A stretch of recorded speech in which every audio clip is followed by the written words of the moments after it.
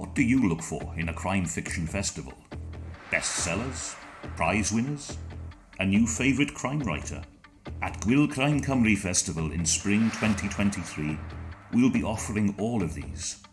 But much, much more will be available. Because the home of our festival is Aberystwyth, a little town with a long history and a big heart. Once home to Welsh princes, Aberystwyth is now home to the National Library of Wales and Aberystwyth University. The sweep of the town's Regency seafront pulls the tourists in from around the globe. Aberystwyth even offers the chance to watch dolphins as well as crime writers. Festival goers will be able to enjoy gourmet food and drink as well as delectable discussions of murder, mystery and mayhem. You'll find live music in warm, welcoming pubs, as well as lively discussions on our festival stage in a former music hall theatre, with plenty of authors around for lively discussions of your own. Come and get cosy with the crime.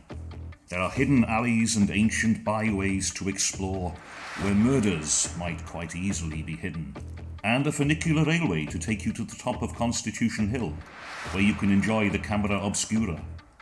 And if you stay for a few days after the festival, you will be able to enjoy the breathtaking scenery of Ceredigion. The countryside and coast can be viewed by boat or heritage train, on foot and two wheels as well as four. Whether you love exploring lush river valleys, walking unspoiled beaches, or discovering the history of this beautiful area, Aberystwyth and Ceredigion have so much to offer. So come to Gwyl Crime Cymru Festival next spring. You might just discover your new favourite crime writer, as well as your new favourite town.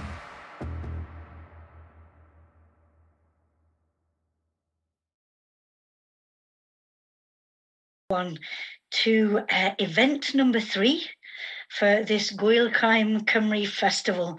And I should say a warm welcome around the world.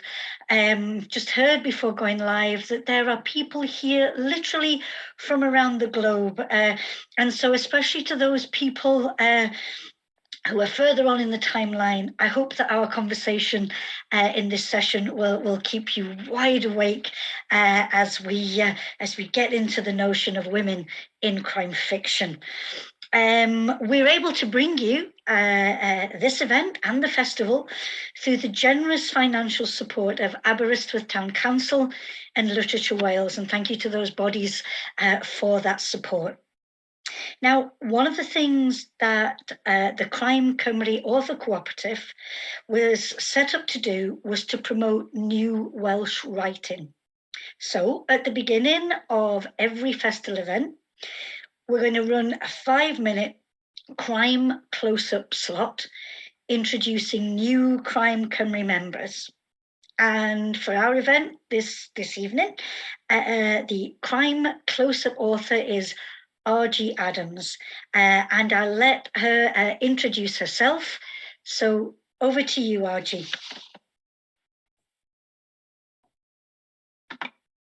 Hello, everyone. I'm Jacky Adams, and I'm the author of the Kit Goddard series, starting with Allegation, which was my debut novel, which is available to buy now, and The Last House, which will be coming in August this year.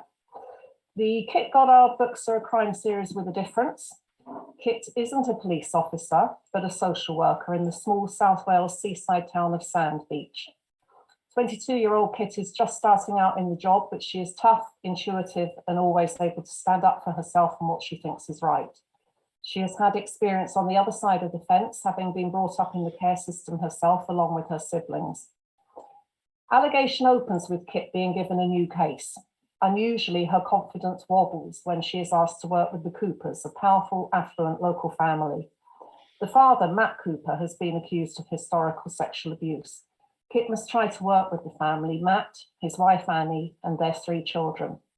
In this passage from Allegation, Kit is outside the Coopers' home for the first time, waiting for the police to arrive so that the family can be told of the allegations against Matt. Kit glanced around. The overheated tarmac was giving rise to a rich smell that wafted in through her car window, sticky and delicious. Children's voices rang out around the close, coming from gardens where little ones could be seen splashing in paddling pools and tottering on the steps of water slides. Kit took in the Welsh slate house numbers, the decorative lampposts, the hanging baskets, the wooden blinds at the windows.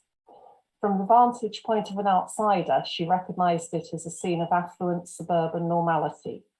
She was suddenly overwhelmed by the sheer impossibility of the idea that a sexual predator might live like this, might come home from the office to a list of dad jobs, power washing the decking, re-inflating the sinking paddling pool, tending to the Moroccan chicken on the gas barbecue, bottle of beer in hand.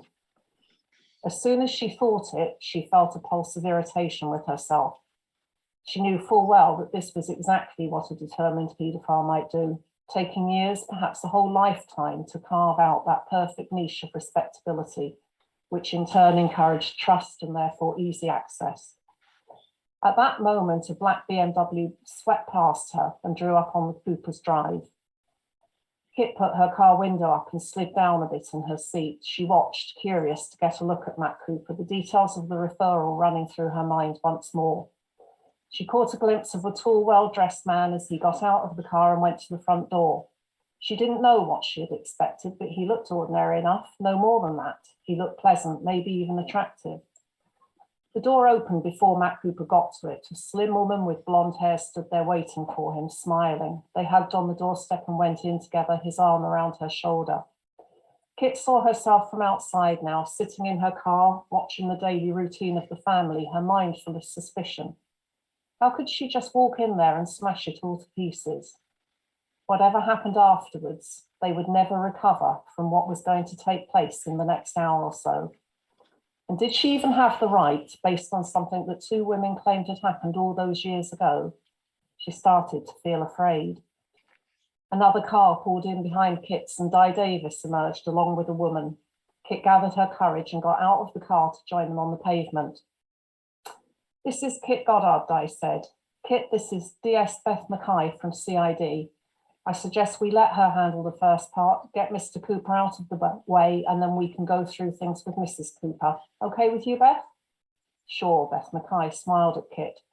"Don't look so worried, love. I won't stand for any nonsense from him." As the three of them made their way up the Cooper's drive, Kit saw a movement at one of the downstairs windows, and a face appeared. Kit met Matthew Cooper's eyes, and she registered his expression. It was fleeting, but she saw no hint of surprise. Was it nonchalance or a touch of arrogance? Thank you, everyone, for listening to my reading from Allegation. I will now hand you back to Jacky, and I hope you enjoy the panel and the rest of your evening. Thank you, Jacky. Thank you. Thank you so much, RG, and all the very best with those novels. Again, it's so wonderful to hear from authors that we're not familiar with. So all the very best with that. And I look forward to diving in. Thank you. Thank you. Thank you very much. So I'd like to give just a brief introduction to the authors on our panel this evening. But before I do, I just want to say that notion that we're looking at women in crime fiction, and to say that, you know, we don't want to reduce this to the notion of us and them or anything like that, okay? But just to put the spotlight a little bit on the women as pursuers and perpetrators within the world of crime fiction. Also as well, please, your questions, vital. Crime Cymru co-chair, Louise Mumford, will be collecting those as we go, and she'll come on towards the end of our time together. There'll be plenty of time for questions, so please do put those in the chat. And as I say, Louise will be on with those at the end, and we can go through as many of those as possible. So, without further ado, I'd first like to welcome into the event Mari Hannah. Mari, welcome. Hello. Hello, how lovely to see you. How are you? I'm good, thanks. Well, most of me is good. Most of you is good. Most of you is good. I'm not sure you're allowed to talk about the part of you that isn't good. No, it's only a knee. Don't worry, it's a knee. It's a knee. It's a knee. I hope our time together will make you forget a painful knee. Definitely. Yeah. Yeah. So just to do a brief introduction, because I know we'll be getting into so many different aspects of you and your writing, but a former probation officer, but a multi-award winning author now. Mary Hannah is the author of the best-selling Kate Daniels series, police procedurals, the Ryan and O'Neill thrillers, and the Stone and Oliver series. And I think we should say that this year has been maybe an even more important year, that 10 years of being a published crime writer. I mean, Mary, that's wonderful. How do you feel about that? Oh, it was a real good celebration.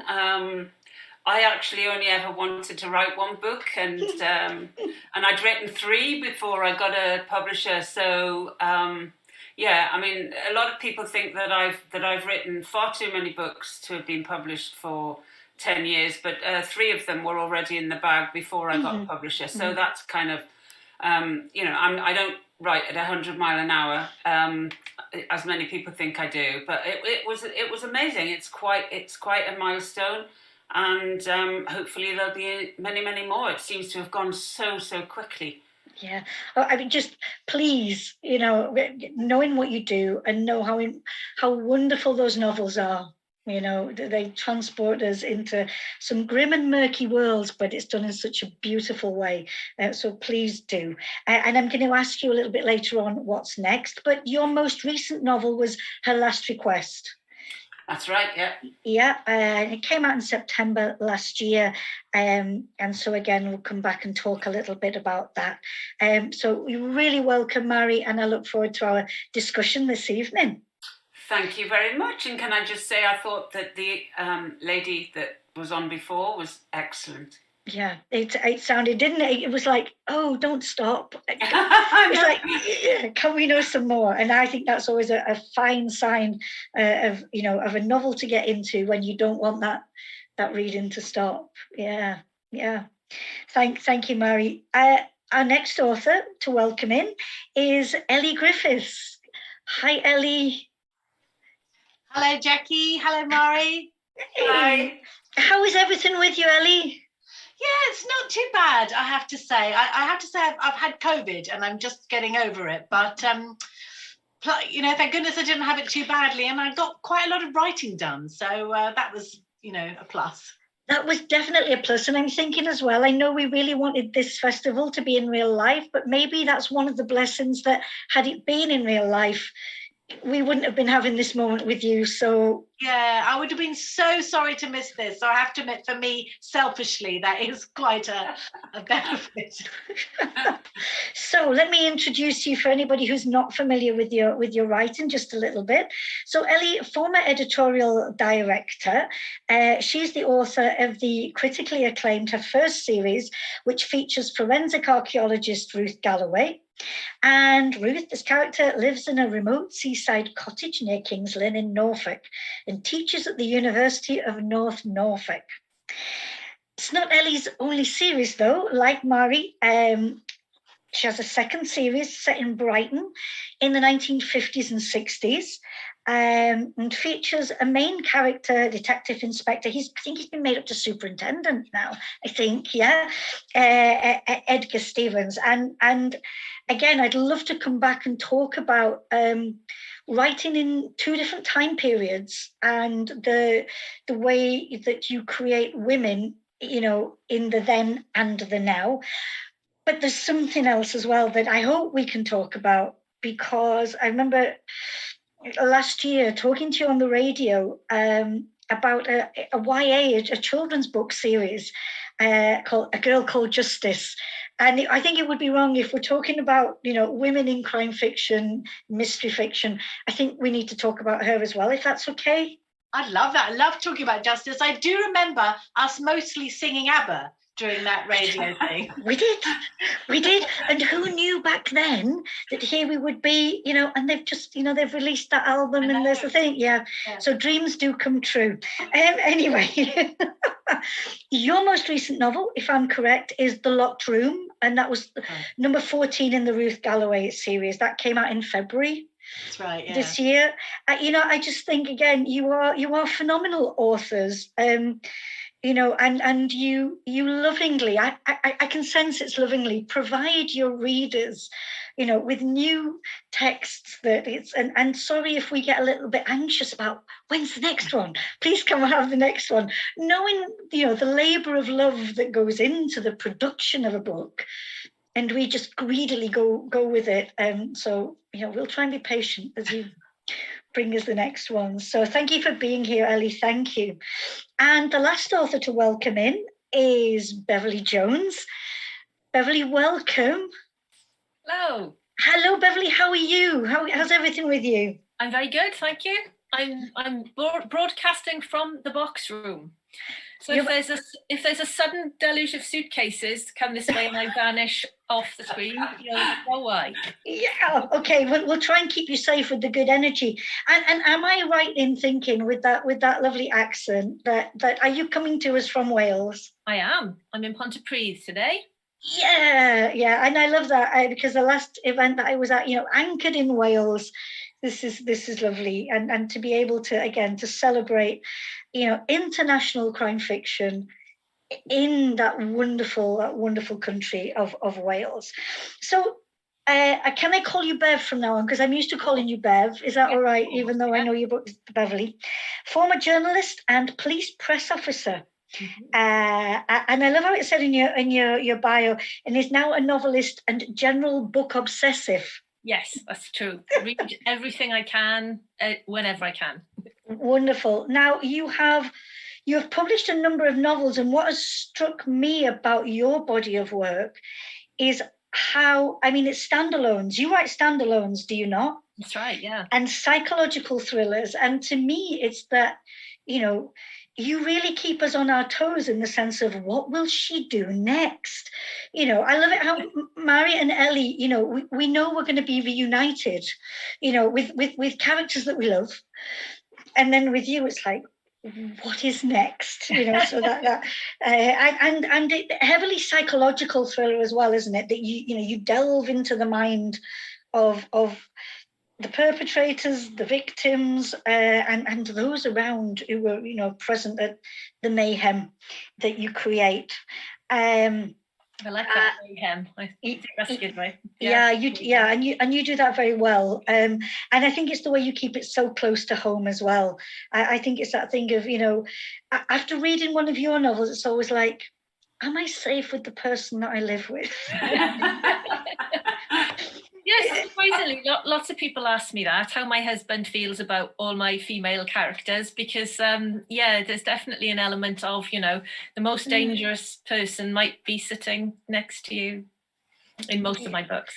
Yeah, exactly. And that idea of write what you know, and then that really is, and glad you're on the other side of a screen.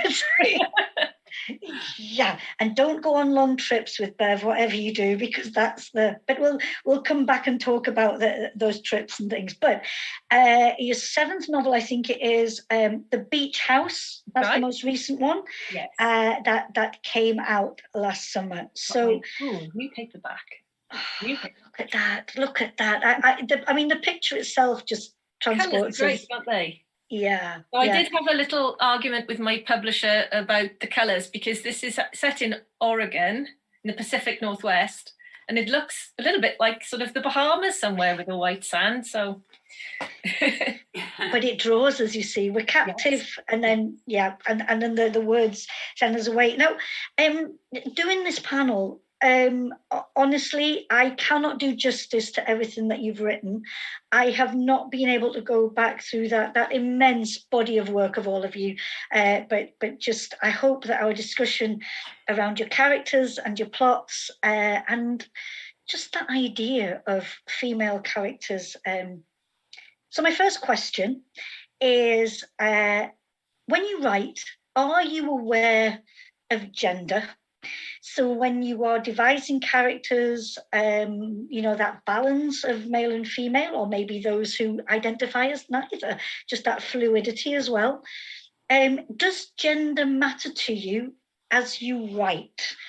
Elly, do you want to set us off? Well, yes, it does. I think I'm sure it's probably similar with all of us in that it is the character with me. The character comes first, and I always, say to my students, everything, plot comes from character, doesn't it? Plot is character and character's plot. And I've bored everyone with the story of how I was walking across Titchwell Marsh in North Norfolk, and Dr. Ruth Galloway, who's a forensic archaeologist, just suddenly did appear in front of me. And I have to say, if any of my students said that, oh, I just saw her walking out the mist, I would say, well, that's not how we create a character. But of course, it does sometimes happen. So it was the person and the character and Ruth, her Ruthness, that did suddenly appear.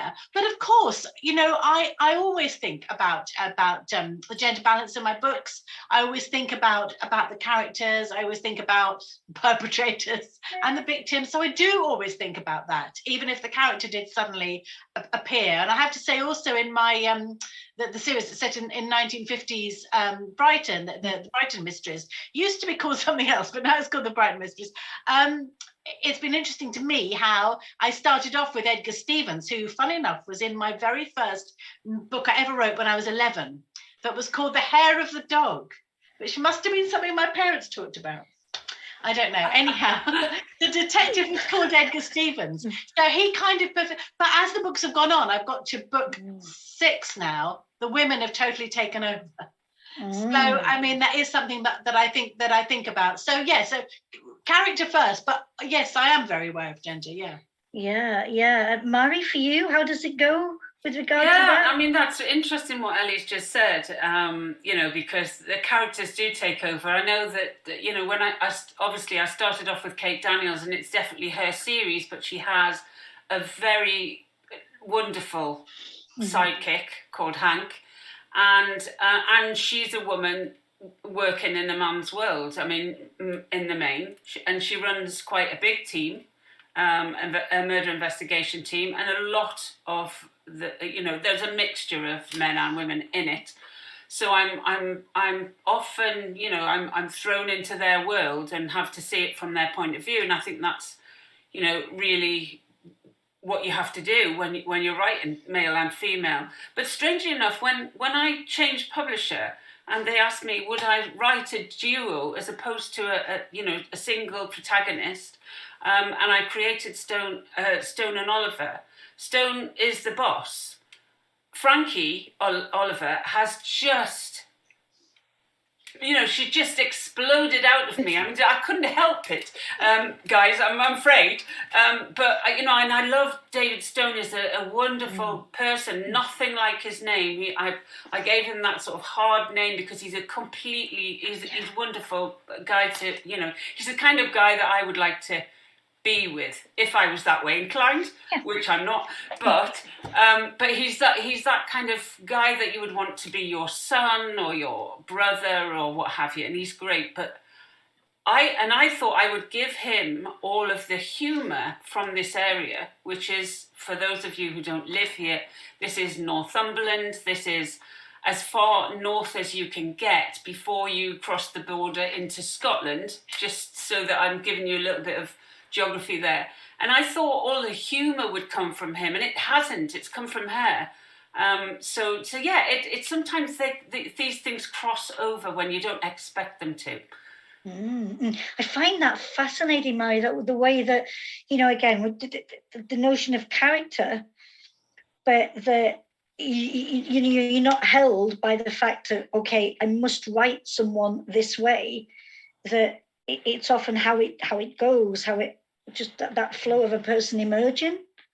Well, yes, David Stone was actually made after a crime fan who lives in Australia, would you believe, who's been emailing me for years, and ever since the first books came out. And I wrote him an email one day, and I said, would you mind if I lift some of the stuff? Because he's a Geordie, he's an expat. And he loves, he loves it over there, but he's often very, very homesick to come home.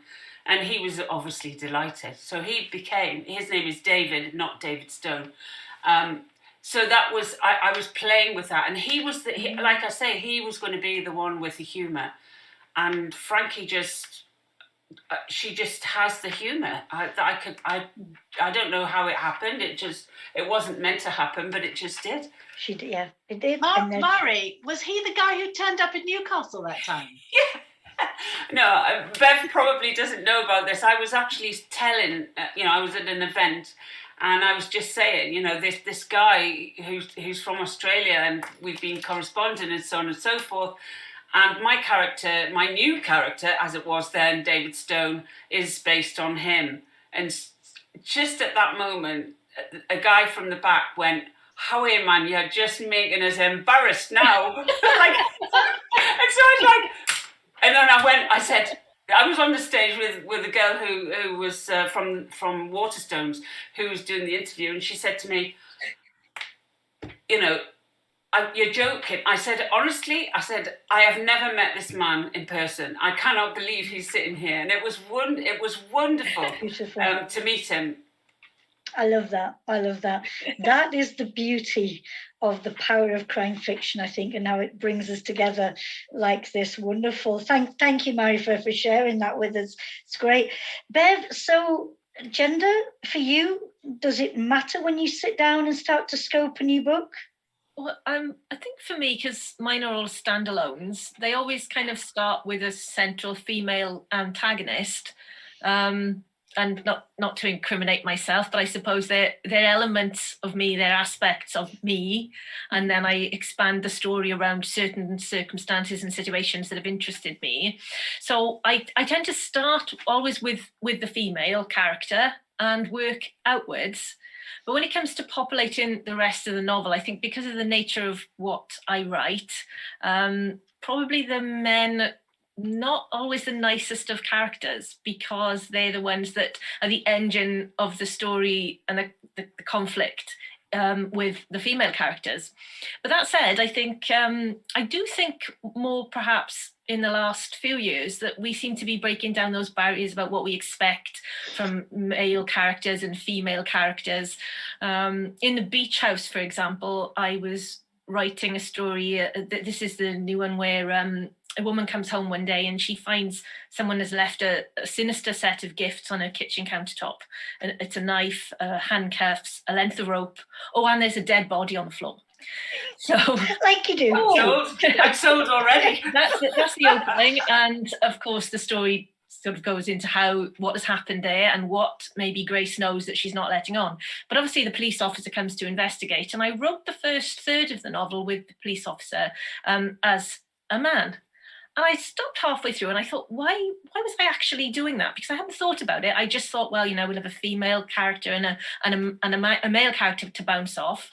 And then I thought, I'm going to switch it. And I made the police officer a female officer. And once I did that, the dynamic kind of changed and it became much more interesting, because I think women sort of react and interact with each other differently, especially women if they're from different kind of classes and social spheres. And women are not always very forgiving of each other. Sometimes they're a lot less forgiving of each other than men can be. So once I changed the sex in some way, I try not to write cliched characters, but it did change the dynamic and it turned into something else. And I think I try to think carefully about, why does this person need to be male or female, or do they need to be straight, or do they need to be gay, or do they need to, because I think we start with blueprint sometimes, and it's nice to work away from that and play with those ideas about who can, because who can play which roles, and as Elly said, to drive the story, not to make a point about gender, but to drive that story in the most interesting way. I wonder if I can pick up as a brilliant point that you've brought in, and I'm going to put it back to Mary and Elly. Have you ever done that in one of your novels, where a character set off as one gender and you switched them and it changed the way things might have gone? It's strange, isn't it? Because people make assumptions about character that, and somebody once said to me, there are not many black people in your books. And I go, how do you know they're not black? I've never describe them as white. Why would you even think that, you know? And so there's really interesting, you know, everything that comes into sort of who a person is won't always be on the page. It's I like it when you leave enough for the audience, the readers, to actually make up their own mind about a character and who they are, and it should come out naturally in what they say, what their actions are like, and all of that. So I don't know what you think, Elly, but I think everybody's a little bit interchangeable these days in any case. I don't think people need to have labels written on them. Do you know what I mean? Whether they're on the page or wherever. And it is about, you know, as I think, you know, as you were saying, it is about that kind of interaction between them as people. And, you know, I always think of Frasier, you know, the TV show. Yeah. I always think what a genius that they had the character of Frasier and then they had his brother. And they thought, you know, it would be so tempting to think he should be the absolute opposite. But how genius to make him like Frasier, only more.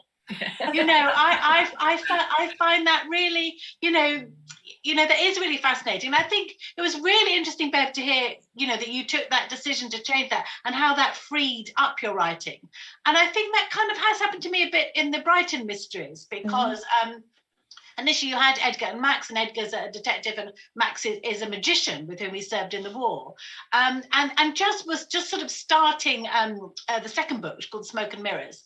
And, you know, I was thinking, oh, you know, they've got a new sergeant. And I thought, of course, the sergeant is a woman. And I hadn't really thought of that until that moment. And I thought then she would be, you know, it would be tempting to sort of to make her the opposite of Edgar, but she was like Edgar, only more, you know. And she did suddenly appear, to me, that did free up and open up the whole series. And as I said, now I'm on book 6, and it's really about Emma, her partner Sam, who's a journalist, and the new detective Meg. So women have kind of taken over, but it was that moment where I thought, actually, yeah, she's a woman, and she's not Edgar's opposite. She's more like him, Edgar cubed.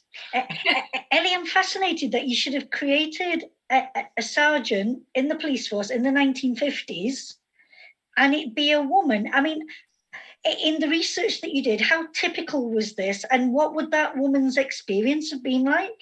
It wasn't typical at all, and I do kind of cover myself by saying she was the first woman detective sergeant. she wasn't actually. There were some, and they're actually. I suppose, like often when you look at histories, there are a few amazing women, aren't there? Go right the way to the top, but absolutely the door is closed for lots of women. And something that I got from my good friend William Shaw, who wrote a terrific series set in the 60s, was that women weren't even allowed to drive police cars until the 70s. My partner wasn't allowed to go on the motorcycle squad. Oh my God! And she was the first woman murder detective, wasn't she? I mean, unbelievable. But I know. You know, and you think of things like that, and something that Emma, my character, comes up across later on in the book, so it's not giving too much away, is women were expected to leave when they got married, and that went on, you know, into my lifetime. You know, I have to say. Yeah. Which really does make you think, doesn't it? And again, just thinking about how far has this genre come in a way, just as society has changed. Yeah, I'm thinking of some of the things that you've just mentioned, Mary, as well, about how we see things, how we perceive things. Is it our own reading blindness that, you know, that we see things in a certain way when the author never even created that? You know, but the notion of those changes that we see and in the way people write. Now, I'm going to set you a little test here. I wonder if you can do it for me. It's all right. It involves nothing of sort of like drawing back on memory, but thinking of the female detective. Okay, she can be part of the police force. She can be a sleuth. She can be an archaeologist. She can be a private eye, anything like that. But what for you, in a fictional character, what for you makes a good female investigator in whatever form she might take? I think one of the things for me is loyalty. I think loyalty to a job, loyalty to a family. Kate, if there was one, if there was one thing that somebody said to me about Kate, what is it? And I'm really interested, and Bev said something before about what interests her to write about. I think this idea about loyalty and divided loyalty, because your job pulls you one way and your family pull you another way, and I've been in the middle of that, having, being the partner of a police officer who, and I was talking on a similar event with Ian Rankin the other day, and I was saying that there were the times that there would be a knock on the door just as we packed the car, ready to go to the beach, and poof, there's been I always wanted to say this in a Taggart voice, there's been a murder. I can't do it, but there you go. But it's that kind of thing. Now, I was not a whingy wife, partner, whatever.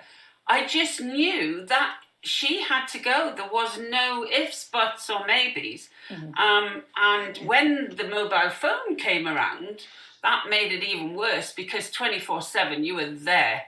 There was a phone right next to you all the time. So for me it would be loyalty, I think, because I have pushed Kate, as you know, if you've read the books, and I know you have, Jacky, and I know that Elly has, but I think that I've pushed her between her private and her professional lives, and that's kind of what's behind the whole series, really. But yeah, I'll let somebody else. It's lovely. go. Okay, so we've got loyalty. It's a great place to start. Elly? Oh, that's such an interesting answer, Mary. I think maybe sort of tenacity and perseverance. And I think generally, thinking maybe particularly of the series that I write for children, which is Murder for 8+. Murder for 8 to 80-year-olds, 108-year-olds, I don't want to be ageist. It is a character called Justice Jones, who is a schoolgirl in the 1930s. She's kind of based on my mum, and my mum was she was kind of unsquashable like Justice. My mum came to boarding school 1936. She was a single parent. Her dad was an actor, and the first thing that the matron said to her was, "You must never talk about your father," because acting was considered such a shocking thing to be.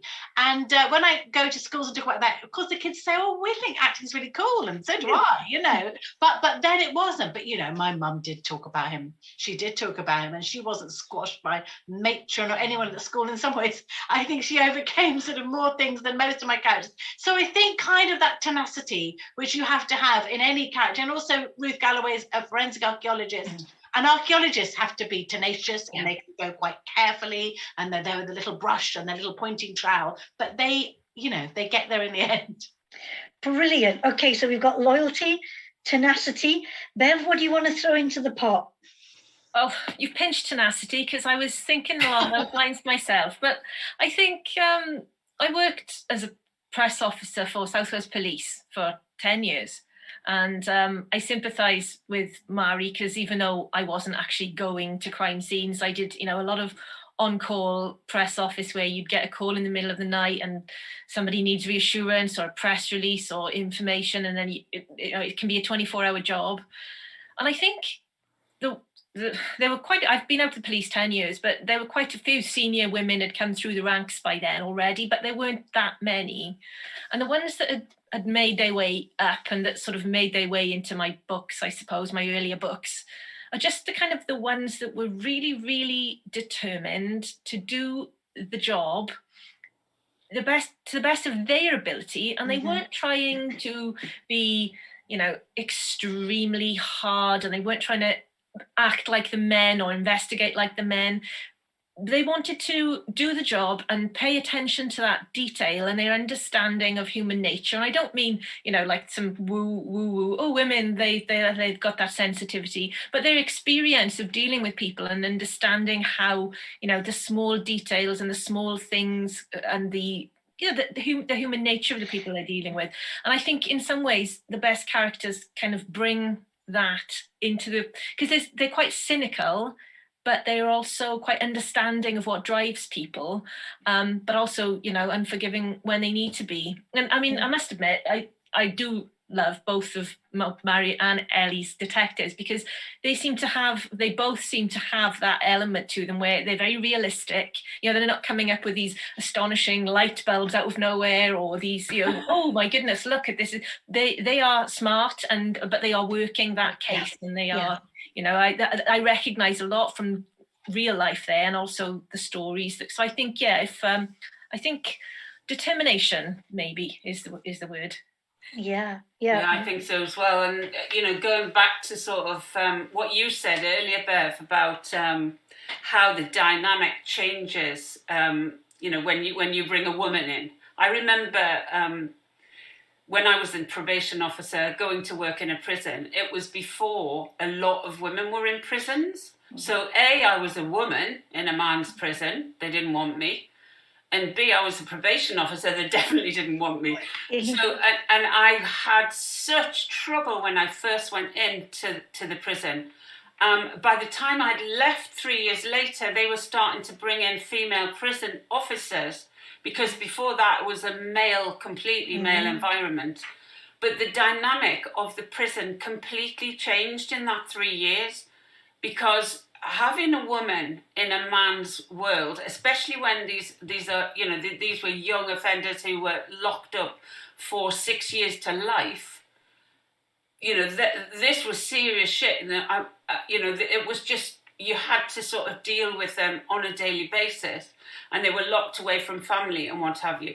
And so, and it completely changed. And the attitude of the prison officers also changed with it. Which was great, and and that's progress, isn't it? So, if you turn back to sort of when Mo joined the police years and years and years ago, things were very, very different then than they are now. If you join, but I think we've all seen that, and hopefully it'll continue. And that's the great thing about crime fiction, because you can bring all of those social issues into your work, can't you? Yeah, which again is another one of those really important elements, as you say, most definitely. But I wonder, would you do me the honours, wonderful authors, of Could We Step to the Dark Side? Yeah. Because we've spoken about those glowing characteristics, those aspects that we really value in a good detective. But what about the femme fatale? And I'm not talking about, the wonderful archetypal characters of film noir, as glorious as they are, from the 1940s and 50s, but rather those contemporary characters that you might have created, where evil resides for whatever reason. Okay, whether it is something that is forced out, or something that just seems to be there. I wonder, because Bev, you seem to have created probably the greatest collection of dangerous women. What does that say about me, I wonder? You did say, with all fairness, you said there was lots of parts of you there. So if there's some Bonnie boiler there, that maybe it's. we don't know what's staying away from her. We don't know what's in that box room, do we? I know. I'm wondering what's in that cupboard and why it's tied up like that. Yes. To prevent my coats escaping. That's what they all say. We haven't seen your husband for a while, mind. So. But seriously, So of all those characters, again, where there's been issues, shall we call them, what's that element that you most relish bringing out on the page? I think through working so much with the police, working quite closely with officers on investigations, I think what comes out time and time again is that most of us, thankfully, don't wake up in the morning and decide today we're going to kill somebody or do something dreadful. I think there's a small minority of people, that do this, but most of us, we have impulses, we get jealous, we get angry, we maybe think about, oh, look at that, that annoying neighbor, I could kill him. But you don't do any of those things. So what interests me, I think, with the female characters is they are one of us, they're ordinary women, but they end up crossing a line in some way. And what interests me is what brings people up to the line and then takes them just over it.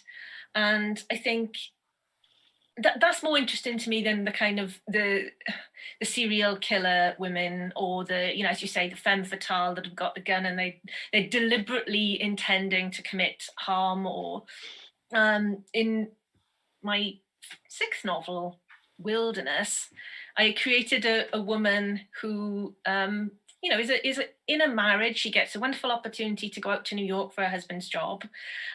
She's wildly excited about it. And then she finds out after a few months of being there that he's had an affair with a work colleague, and she's devastated.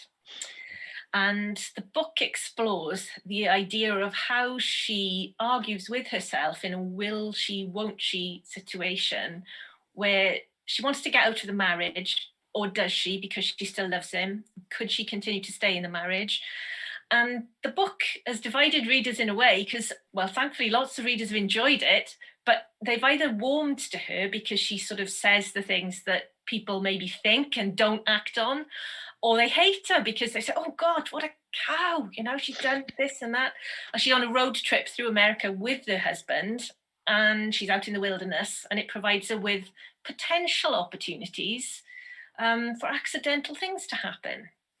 And the book is basically an argument about her with herself, trying to decide how much she wants to save her marriage and if her husband is going to make it back alive. And that balance, that tipping point where you can convince yourself one day of one thing, but we can all justify our actions. We want to think of ourselves as good people rather than villains. And if you grow up with lots of stories like I did, reading books and watching movies, we naturally think that we're the hero of our own story. But what if we're not? What if we're the villain? Yeah, well, what if we make that choice that actually sets in motion? Yeah. So what pushes someone to over the edge? Okay, so that's the element there. Elly, for you in that body of work, what's the most evil female character that you might have created? Well, I love that, Bev, you were saying about that thing about, I feel like in a certain circumstance I could have done that. And I've certainly have felt that reading your books. I have to say I'm halfway through The Beach House and loving it, so don't tell me what happens at the end. But I do love that balance. And thinking of my books, I don't have that many female killers, actually. I was actually, I hope nobody finds this, because before this panel I was totting up bodies, killers in a little list. But I have had them. And I think for me, I know she's not an evil character at all, but I was really very, very honoured to be one of the 12 writers asked to write a new Miss Marple story this year, which comes out in a collection in September.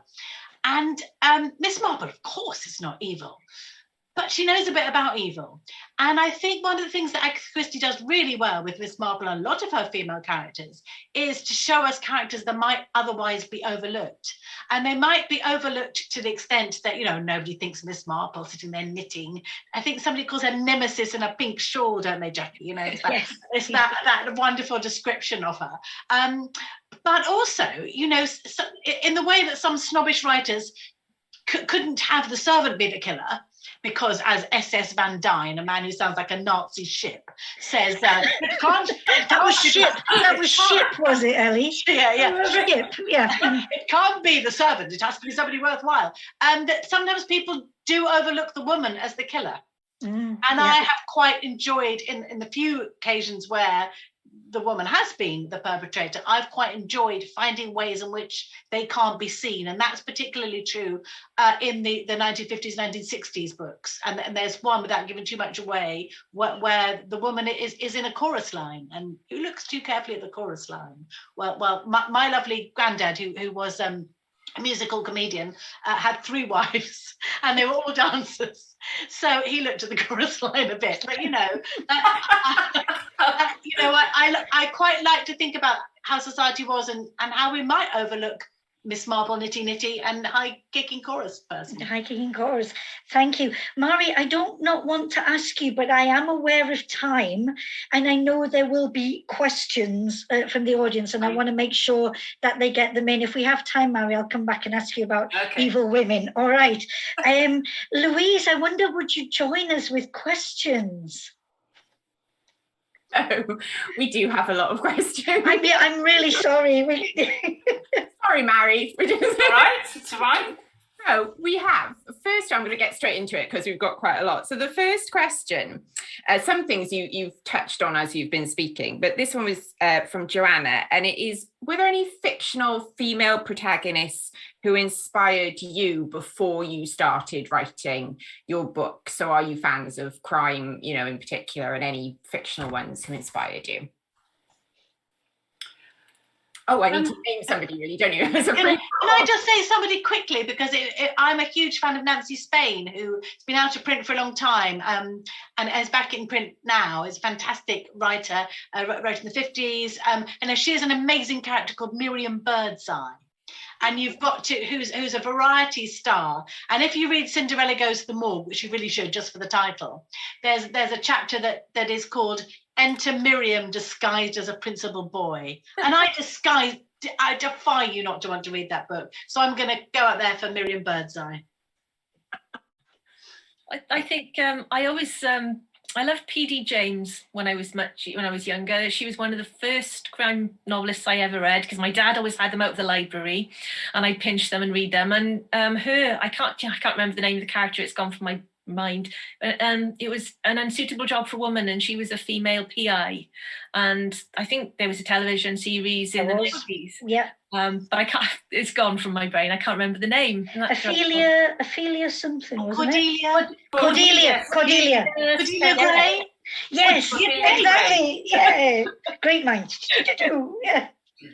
I think I'm not I'm not writing anyone who's got anything to do with forensics, but I have to say that when I back in the day when I started to write crime novels, when the likes of Ian Rankin, Val McDermid, and Michael Connolly were all coming out, and I don't know what was in the water over those few years, but Kay Scarpetta was a fantastic character, I thought. I mean, she was... I haven't read a Patricia Cornwell book for a while, but I thought, in the early books, she was amazing. Yeah. Did you know that in Italian, scarpetta is what you do when you get the juices up with your bread? No, I didn't. Of course, you'll know that. Yeah. But I wonder if Patricia... I'm coming to you in the future. I'm coming to you for Italian. And Jacky for the Spanish, yeah. I think Patricia Cornwell must have known that. And Bev for the Welsh. And Bev for the Welsh. I didn't speak Welsh. You touched upon talking about the characters, your female characters, kind of within the force and as in roles of authority. Lucy Wilsley said this earlier, and this is picked up by Jane and also Alex to a certain extent. How do you feel about the way victims in crime fiction are often portrayed as vulnerable, naked women, generally as bodies? And do you feel that your work actually helps to counter that a little? Should we start with Elly again? Oh, Mary, yeah. This book, Her Last Request, is my last one. And it is about a victim. It's about the whole thing is about a victim. It starts off with a letter from that victim to the SIO who will investigate her death. And thank you, Bev.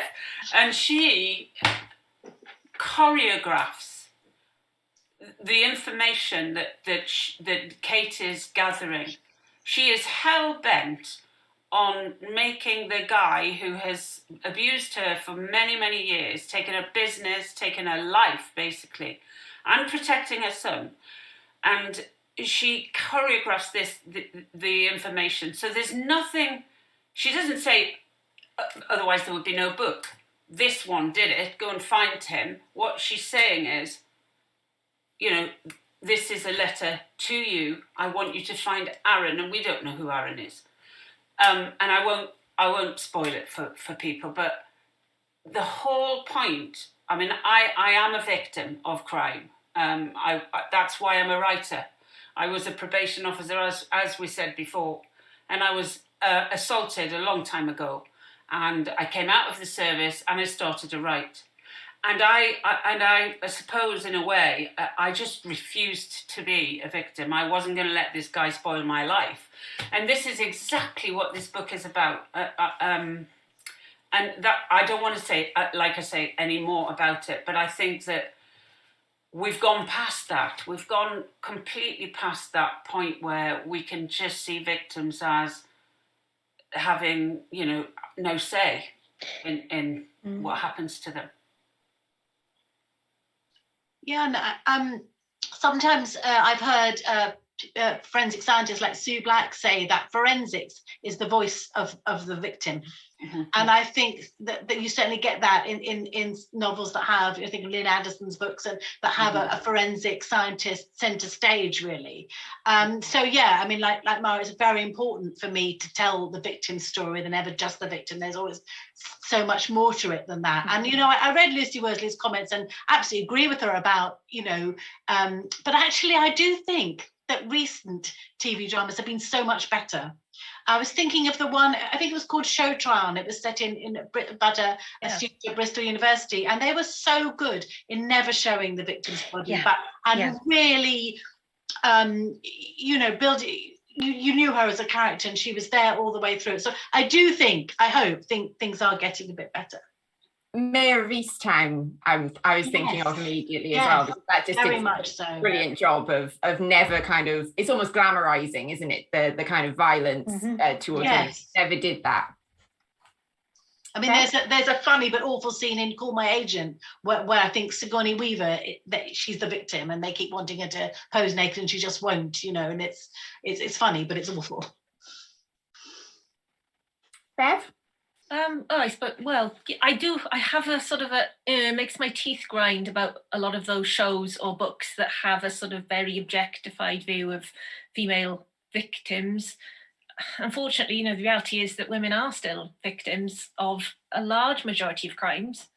But I wanted to spin it a little bit on its head when I wrote my fifth novel called Where She Went, because I had started it with a dead victim, a dead protagonist who investigates her own death from the other side, so to speak.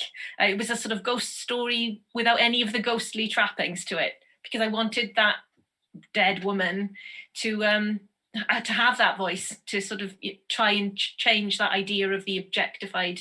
And it explores the idea of how the press in particular, in our country and across the world really, report, you know, or crimes against women in often in a very different way they do to men. So dead women,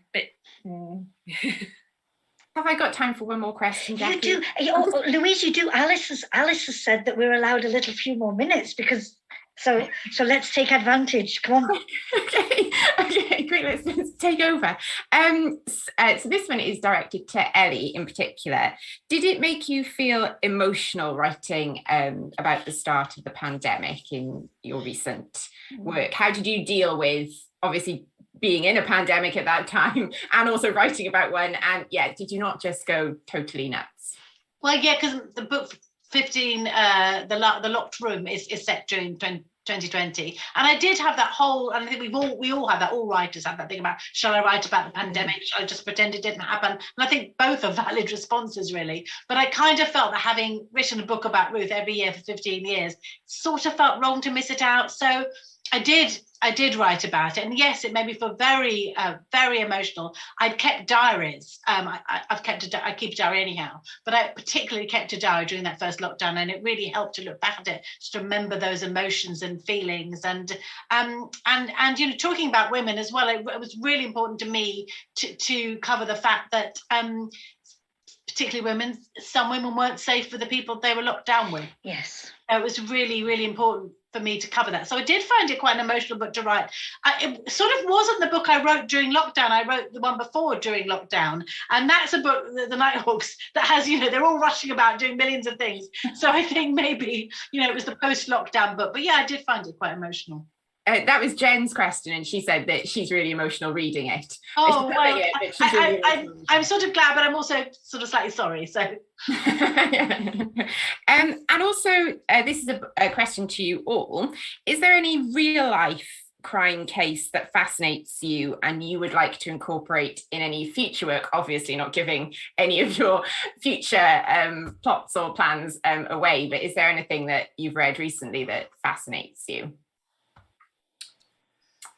Well, I think there's so much in the press. There's so much about crime at the moment. And, just go back what Elly was saying before about the pandemic. And what worries me is that everybody, including perpetrators, are walking around or were walking around with masks on.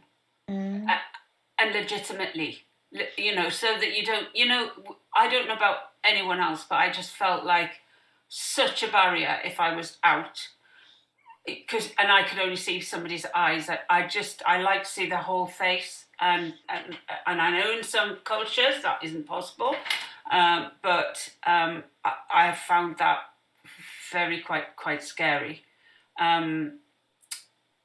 What was your question again?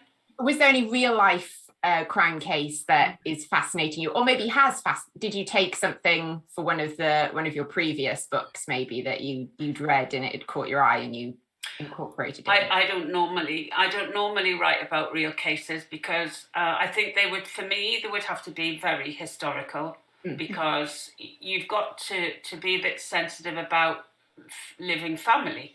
I've got so many stories from my own career that I could write about, but I just think that would be completely unethical, even if I changed names and the plot slightly. Some horrendous, and I mean horrendous, things that I dealt with as a probation officer that would make a really good story, but I just don't go there. I don't know about Bev and I think you're Elly. right. I mean, I worked on so many cases, through work with as the press officer, that it's there's a lot in all of my books that maybe was sparked off an idea of something that I worked on, but I wouldn't want to touch any of the crimes because you're right, the family, it's recent history for the family, and they're not they haven't moved on from losing their daughter, son, wife, etc. Though there's a slightly bizarre incident in the beach house that was inspired by a real life incident that I worked on. Tell me, because I haven't finished. Okay, I won't spoil it. But there's a strange incident that when you get to it, you might think that you couldn't have made up, but was 100% true, and forms part of the story in Lookout Beach. But thankfully, that was it turned out to be rather funny in the end of that one. I'm the same as Mari and Bev, really. I've never used a real life case, and I would feel very, I would feel very awkward about doing so, thinking of living family and sensitivities. For the same reason, I must admit, I don't read a lot of true crime, though I know it's a big thing. But, just to bring it to absolutely modern day stuff, I always think that I'd really like to know who killed Lindau Man. I mean, it's quite a long time ago now, but, he was strangled, garroted and poisoned. So, one day I might like to solve that. On that note, I shall duck out and leave you in Jacky's capable hands to finish off the panel. Thank you for your answers. Thank you so much, Louise. Thank you. Well, sadly, there's always so many more questions, but then that means we shall meet again and we shall continue on this journey. Once more, I would like to thank all three of you for your work and what that means to us. And for anybody who might be watching who hasn't had a chance yet to set off on these fabulous crime-filled journeys, you are in for such a treat. You really are, and we may never see you again as you lock yourself away with these novels. it simply remains for me to thank Elly Griffiths, Mary Hannah, and Beverley Jones. Thank you for just the discussion this evening that has been so wonderful. Thank you for your time and all the very best with everything. Goodbye Thank for you, now. Jacky. Thank you for being such a great chair, as always. Pleasure. Bye for now.